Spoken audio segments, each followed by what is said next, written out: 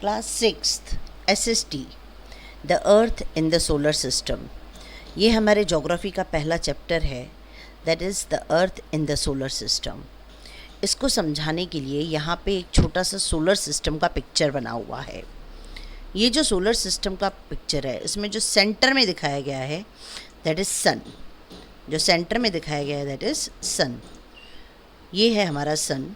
सन, उसके आजू बाजू में ये जो प्लैनेट्स हैं इन ऑर्बिट्स में गोल गोल रिवॉल्व कर रहे हैं।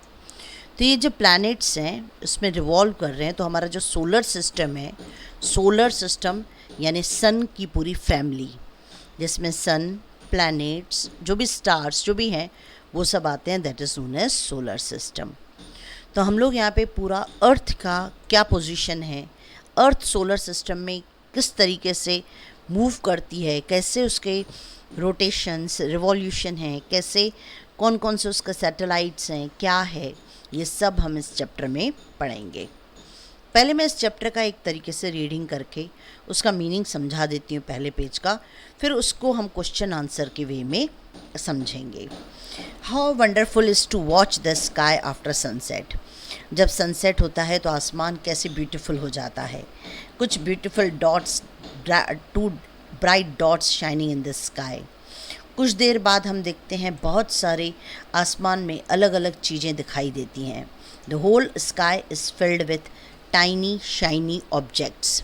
पूरा स्काई शाइनी ऑब्जेक्ट्स से भरा हुआ रहता है और पूरा ऐसे लगता है जैसे आसमान में डायमंड्स बिखरे हुए हैं। कुछ जो होते हैं ट्विंकल करते हैं स्टार्स, कुछ फ्लिकर करते हैं, और पूरा आसमान जो है वो पूरे मून शाइन से भर जाता है। अलॉन्ग विद दीज ऑब्जेक्ट, हम अभी सेकंड पैराग्राफ पे हैं। You may also see the moon on most of the day. ज़्यादा करके दिन पे हमको आसमान में चंद्रमा दिखाई देता है। वो हमारे नेचुरल सैटेलाइट है हमारी अर्थ की। सैटेलाइट क्या होती है? जो अर्थ के चारों तरफ जो रिवॉल्व करता है, तो नेचुरली भगवान ने हमको मून दिया है एक सैटेलाइट। अर्थ की जो सैटेलाइट है that is moon. It may however appear at different times and different shapes. Moon के अलग अलग शेप्स रहते हैं, अलग अलग पोजीशन रहती है। तो इसमें हमारा क्वेश्चन है कि फुल मून और द पूर्णिमा क्या होता है? जिस दिन आसमान में पूरा चंद्रमा दिखाई देता है, the full moon only once in about a months time. एक महीने में सिर्फ एक ही बार पूरे आसमान में पूरा चांद जब दिखाई देता है उसको फुल मून नाइट या पूर्णिमा बोलते हैं।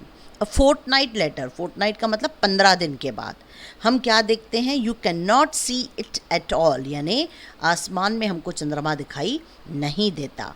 जब आसमान में चंद्रमा नहीं होता है उसको बोलते हैं it is a new moon night और अमावस्या। उस दिन पे आसमान की स्टडी सबसे ज़्यादा करना पॉसिबल रहता है।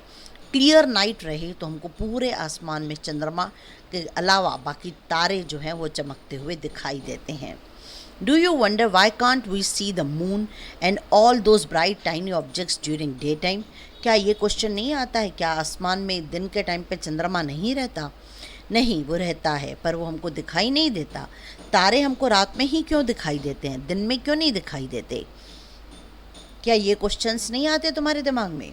तो उसका आंसर है because the very bright light of the sun does not allow us to see all these bright objects of the night sky. आसमान में जब दिन में सूरज चमकता है तो उसकी रोशनी इतनी तेज होती है कि दूसरे कोई ऑब्जेक्ट जो आसमान में है वो हमको दिख पाना पॉसिबल नहीं होता है।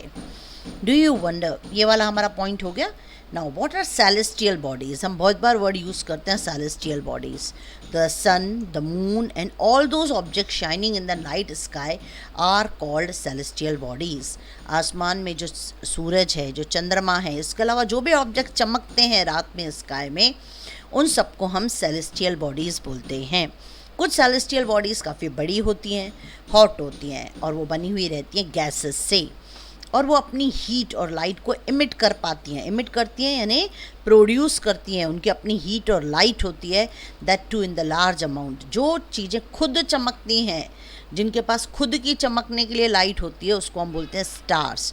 The sun is a star.